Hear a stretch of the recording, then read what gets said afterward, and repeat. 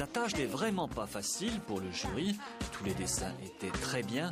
14 d'entre eux sur les 70 proposés ont finalement été sélectionnés, parfois après d'âpres discussions. Des dessins retenus surtout pour leur message, même si en plus, ce qui ne gâte rien, ils sont très bien dessinés.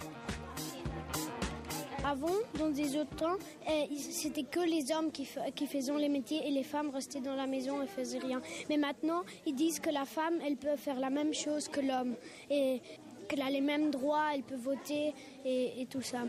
Par exemple, on ne peut pas faire travailler une femme 8 heures et un homme 2 heures. Ce n'est pas juste.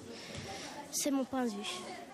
Là, il y a l'homme qui est normalement président, mais c'est la femme qui devient président. La femme joue au foot et l'homme garde le bébé. C'est un peu l'homme qui fait les choses que la femme doit faire et la femme fait les choses de l'homme. Parce que c'est pas juste que la femme reste à la maison pour nettoyer et les hommes aillent à l'école. Normalement, il y a plus de femmes qui font tout le boulot et s'occupent du bébé, mais ici il y a la femme et l'homme qui s'occupent du bébé. Alors c'est comme égalité.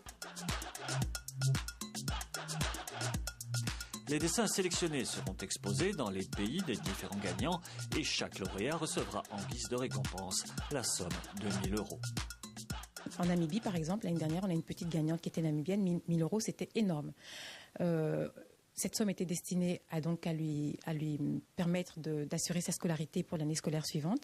Donc, avec l'argent qu'elle a eu, non seulement on a pu lui acheter toute sa scolarité, tout l'équipement pour sa scolarité, donc 2008, mais en plus, il est resté 800 €. Et cette somme a donc été mise sur un compte qui est bloqué et qu'elle ne touchera qu'à sa majorité quand elle fera des études.